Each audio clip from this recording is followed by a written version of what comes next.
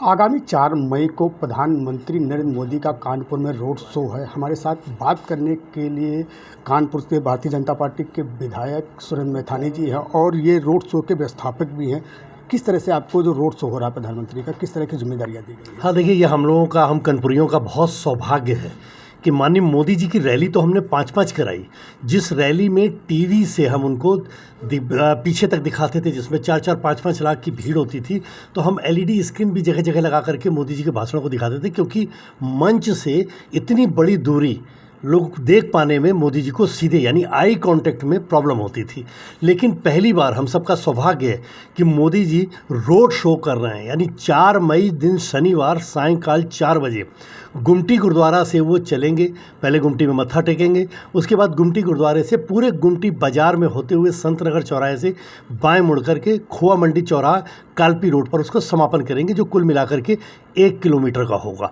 और इसमें सबसे अच्छी बात यह कि जो हम कानपुरिये दोनों तरफ हम बहुत अच्छी वहाँ पर व्यवस्था कर रहे हैं। ब्लॉक्स बना रहे हैं, अलग अलग प्रकार के बॉक्स बना रहे हैं। दूसरी तरफ भी लोगों के बैठने और खड़े रहने की व्यवस्था कर रहे हैं, जिसमें जो समय से यानी 4 बजे तक जो लोग आ जाएंगे उनको बहुत सुविधाजनक तरीके से हम वहाँ पर उपस्थित रहने की व्यवस्था दे रहे हैं। और अगर कोई इसके बाद भी आएगा तो भी हम व्यवस्था उनको अच्छी दे रहे हैं, लेकिन फिर भी कहीं कठिनाई ना हो, इसलिए 4 बजे तक लोग आ जाएंगे तो मुझे लगता है ठीक रहेगा। क्योंकि मोदी जी जब सड़क से निकलेंगे तो उनसे आई कांटेक्ट, इतने नज़दीक से मोदी जी उनको देख सकें, लोग मोदी जी को देख सकें, इतना नज़दीक से एक प्रधानमंत्री जी को और विशेषकर मोदी जी को, जो देश और दुनिया के सर्वाधिक लोकप्रिय नेता हैं, इतने नज़दीक से देखने का अवसर इससे पहले हम कानपुरियों को कभी प्राप्त नहीं हुआ। और लोग जो आएंगे, मुझे लगता है मात्र 3 मीटर की ही दूरी से हम आई कांटेक्ट से एक दूसरे को आंख भी देख सकते हैं, उनका चेहरा देख सकते हैं,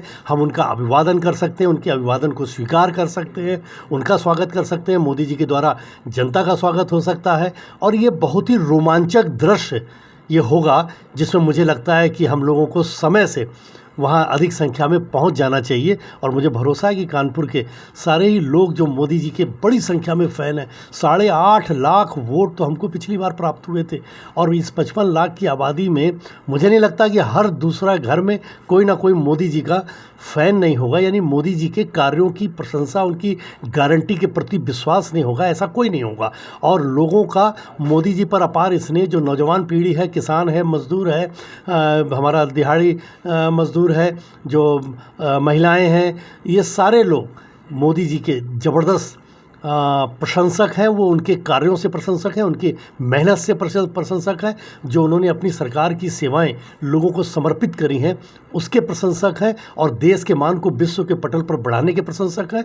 सीमाओं को सुरक्षित करना, आतंकवाद को समाप्त करना, इसके प्रशंसक हैं। इसलिए वो अपने नेता को, लीडर को देखना चाहेंगे, और इतनी पास से उस रोड शो में देखने का अवसर मुझे लगता है फिर कब मिलेगा हम कह नहीं सकते। व्यवस्था बहुत अच्छी है, इसलिए समय से 4 मई दिन शनिवार 4 बजे सायंकाल गुमटी गुरुद्वारे वाले बाज़ार में दोनों तरफ जो व्यवस्था हम लोगों ने की, उसमें समय से बैठने का वो प्रयास करेंगे। तो मुझे लगता है आई कांटेक्ट से मोदी जी से उनकी भेंट होगी। इससे पहले राहुल गांधी ने भी कानपुर में रोड शो किया था और लगातार अखिलेश यादव भी कर रहे हैं। क्या लगता है गठबंधन को इससे फ़ायदा मिलेगा? हाँ देखिए, कई गठबंधन, चूंकि इनका आपस में विश्वास नहीं, जिस प्रकार से आपने मध्य प्रदेश के चुनाव को देखा था, अखिलेश यादव जी ने कांग्रेस को चोर कहा, अविश्वसनीय कहा, धोखेबाज कहा और अपील करी। अखिलेश यादव जी ने अपील करी, ये आप सब लोगों ने चैनल पे दिखाया कि कांग्रेस को वोट मत देना, ये अपील अखिलेश यादव जी की है।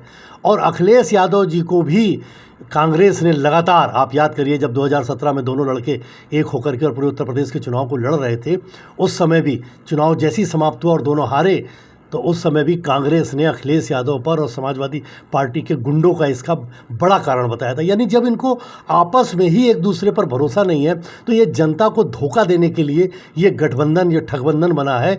ये मुझे लगता है जनता अब जानती है, क्योंकि जनता अब उस प्रकार की नहीं है, सब समझदार लोग हैं। पहले एक प्रधान सबको इकट्ठा करके एक पार्टी में वोट करा देता था, अब पिता किसी को वोट करता है, पुत्र किसी को वोट करता है। यानी लोगों में अवेयरनेस है, जागरूकता है, वो देश के प्रति, समाज के प्रति और मोदी जी की गारंटी के प्रति, और 10 वर्ष की कठिन परिश्रम, बिना खाए, बिना थके, बिना रुके, बिना कोई छुट्टी लिए उन्होंने 24-24 घंटे अगर भोजन भी किया है तो रास्ते में कर लिया, जहाज में कर लिया। मतलब उन्होंने अपने एक जीवन की कार्य पद्धति को अनोखे रूप में प्रस्तुत करके आने वाली पीढ़ी को प्रेरित भी करने का काम किया कि परिश्रम कभी पस्त नहीं होता, और परिश्रम पर कभी भी परिश्रम की अगर आप पराकाष्ठा करें तो परिश्रम पर कभी भी कोई अविश्वास नहीं करता है। जिस प्रकार से मोदी जी ने 500 वर्षों के इंतजार को ख़त्म किया और देश में भव्य अयोध्या धाम में मर्यादा पुरुषोत्तम भगवान श्री राम के मंदिर का बढ़िया निर्माण हुआ और कोई भी न्यूसेंस नहीं हुआ। 2370 को भी हटाने में कोई न्यूसेंस नहीं हुआ। लोग कहते थे, भ्रमित कर दिया था कि खून की नदियाँ बह जाएंगी। तो ये उनकी जो कार्यप्रणाली है उस पर लोगों ने विश्वास अर्जित किया। जिस प्रकार से वो निःशुल्क राशन दे रहे हैं, जिस प्रकार से निःशुल्क आवास दे रहे हैं, 5 लाख का बीमा दे रहे हैं, महिलाओं को सम्मान सुरक्षा दे रहे हैं, किसानों को सम्मान दे रहे हैं, नौजवानों को स्किल डेवलपमेंट के माध्यम से भी रोजगार देने वाला बना रहे हैं, नौकरी देने वाला बना रहे हैं, नौकरियों के भी तमाम संसाधन को सृजन कर रहे हैं, रोज़ नियुक्ति पत्र बांट रहे हैं। जो प्रतिभा है आज उनके समय में, ये प्रतिभा अपनी प्रतिभा के आधार पर अपने जीवन की दिशा को तय कर पा रही है। ये पहली बार हो रहा है। इस विश्वास पर ही लोग इस गठबंधन को नकार रहे हैं, इस पर विश्वास नहीं कर रहे हैं। क्योंकि अगर ये गठबंधन आज जो कह रहा है, जब ये सत्ता में थे 60-60 साल तक ये कांग्रेसी, तो इन्होंने क्यों नहीं किया? जब समाजवादी पार्टी की कई बार उत्तर प्रदेश में सरकार थी, तब क्यों नहीं किया? इसका मतलब आज जो आप कह रहे हो वो धोखा देने के लिए कह रहे हो। अन्यथा इस प्रकार की सरकारों में रह करके इन्होंने जिस प्रकार अपने मात्र परिवार की भलाई के लिए ही काम किया, इस देश ने ऐसा दुर्भाग्यपूर्ण दृश्य भी देखा है कि देश का प्रधानमंत्री कुर्सी पर बैठा है और कैबिनेट मंत्री भ्रष्टाचार पर जेल में है। ये मनमोहन सिंह की सरकार में पूरे देश ने देखा। ये उत्तर प्रदेश की सरकार में पूरे उत्तर प्रदेश ने देखा है कि कैसे अखिलेश यादव जी मुख्यमंत्री बन के बैठे और उनके कैबिनेट मंत्री गायत्री प्रजापति भ्रष्टाचार के आरोप में आज भी जेल में है। ये पूरे उत्तर प्रदेश ने देखा। और पूरे उत्तर प्रदेश ने ये भी देखा है कि कैसे योगी आदित्यनाथ जी ने कानून को जीरो टॉलरेंस पे चला करके कानून व्यवस्था को नियंत्रित में रख करके माफियाओं और गुंडों पर कार्रवाई की। आज हाड़ कांपता है गुंडे का। एक आदमी अगर कोई दुस्साहस कर सके कि किसी ने हत्या कर दी तो उसको कोई प्रश्रय देने वाला नहीं है। इतना कानून का राज उत्तर प्रदेश में हो गया, जिसके कारण से 35 लाख से भी ज़्यादा करोड़ का निवेश उत्तर प्रदेश में हुआ है और 1 करोड़ से ज़्यादा नौकरियां उत्तर प्रदेश में सृजित हो रही हैं, रोजगार के साधन सृजित हो रहे हैं। इसलिए लोग गठबंधन को नकारेंगे और मोदी जी और योगी जी पर विश्वास करके कमल का बटन दबाएंगे। क्या लगता है, कानपुर में जिस तरह से बीजेपी के नया चेहरा उतारा गया था, उसको लेकर पीएम मोदी को चिट्ठी ली गई थी, क्या लगता है बीजेपी के कार्यकर्ता है या कुछ नाराजगी? नहीं, देखिए, ये मैं पूरी जिम्मेदारी से कह रहा हूँ कि मेरे साथ वो अभी भी उत्तर प्रदेश भारतीय जनता पार्टी की नेट पे आप कार्य समिति की सूची निकाल करके देख लीजिए, उसमें कार्य समिति के सदस्य हैं। ये मुझे लगता है कि कहीं किस कारण से हुआ मैं इस पर नहीं कह सकता, लेकिन वो कार्यकर्ता है और पार्टी ने। फिर हमारा सबसे बड़ी बात, हम कैडर बेस लोग हैं। नेतृत्व ने टिकट किसको देना है, किस नाम ने कमल के फूल पर बैठना है, ये विषय हम कार्यकर्ताओं का नहीं होता है, ये विषय नेतृत्व का होता है। यही तो हम कैडर हैं, यही तो हमारे यहाँ अनुशासन है। हम तो पूरे 5 वर्ष जनता की सेवा करके, सेवा को ही अपना धर्म मान करके एक बूथ पर जनता को लाभ पहुंचाकर अपनी सरकार के माध्यम से और अपने कारण से जो जनता ने हमको आशीर्वाद दिया है, उस आशीर्वाद के कारण से जनता को अपनी अतिरिक्त सेवाएं दे करके चुनावों को लगातार 5 वर्ष तक लड़ते हैं।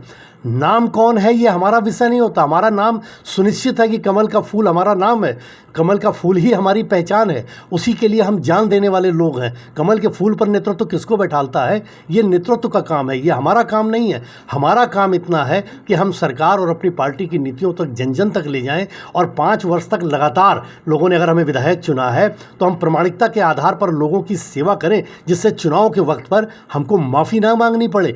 आप कांग्रेस का प्रत्याशी देखिए, 22 साल पहले आपने चुनाव लड़ा, आपको जिन लोगों ने वोट दिया, क्या उन लोगों के प्रति आपका दायित्व तो नहीं बनता था? आपने आज तक 22 वर्ष में कानपुर के लिए बिजली को लेकर के, जिला प्रशासन को लेकर के, पुलिस प्रशासन को लेकर, व्यापारियों को लेकर, महिलाओं को लेकर, नौजवानों को लेकर, रोजगार को लेकर, नौकरी को लेकर के, उन्होंने नगर निगम के समस्याओं को लेकर के, केडीए की समस्याओं को लेकर कोई प्रदर्शन किया क्या? कोई बात रखी क्या? कहीं पर उन्होंने अपना आक्रोश जताया क्या? जनता के लिए कभी सड़कों पर लड़े क्या? तो फिर इस बार 22 साल के बाद फिर से वोट मांगने का क्या मतलब है? मतलब आप धोखा देना चाहते हो हो क्या आप? मैं उदाहरण के तौर पे बता दूं कि जिस प्रकार से आप किसी पार्षद को, जो कांग्रेस का पार्षद हो, आप जो पार्षद जीत तो जाता है, जीत गया वो अपने किसी कारण से, लेकिन वहाँ पर बहुत नहीं, दो चार ही कुछ जीते, लेकिन जो भी जीते वो अपनी जनता को क्या कहते हैं?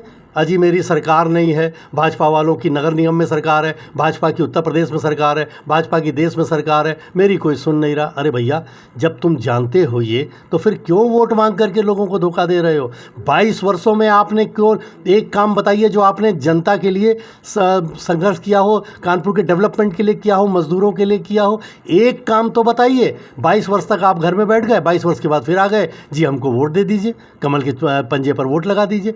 ये जो बेईमानी है, ये ठगबंधन जो गठबंधन है, इसी के लिए मैं इसको ठगबंधन कह रहा हूं कि समाजवादी पार्टी और कांग्रेस की पार्टी को लोगों ने नकार दिया है और किसी भी कीमत पर वो मोदी जी की प्रामाणिकता के आधार पर, परिश्रम के आधार पर, 10 वर्षों की समर्पण के आधार पर, मोदी जी की गारंटी के आधार पर कोई भी प्रश्न लगाने को तैयार नहीं, सुनने को तैयार नहीं।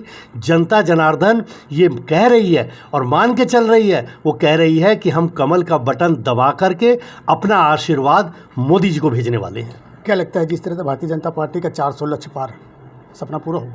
बिल्कुल होगा। देखिए, मोदी जी पर पूरे देश में, आप उत्तर, पूर्व, पश्चिम, दक्षिण कहीं देखिए, पूरे देश में मोदी जी पर, आप साउथ इंडिया में देखिए किस प्रकार से लोगों का विश्वास मोदी जी पर अर्जित हुआ है। आप पूरे पूर्वांचल के स्टेटों को देख लीजिए, जहाँ पर भाजपा कभी भी नहीं थी, वहाँ पर लोगों को विश्वास अर्जित हुआ है। इस प्रकार आप देश की सीमाओं के किनारे वाले सारे स्टेट्स देख लीजिए, उस पर मोदी जी को विश्वास प्राप्त हुआ है। जहाँ पर हम केवल हिंदी भाषी क्षेत्र में ही थे, आज मोदी जी के नेतृत्व में हम देश के प्रत्येक स्टेट में अपनी उपस्थिति रखते हैं, वहाँ से जीत रहे हैं, लोग ये मान रहे हैं। आप तमिलनाडु देख लीजिए, स्टालिन ने कहा कि सनातन को कुचल देना चाहिए, आस्था को, संस्कृति को कुचल। अरे भाई, ये तो मुगल नहीं कर पाए।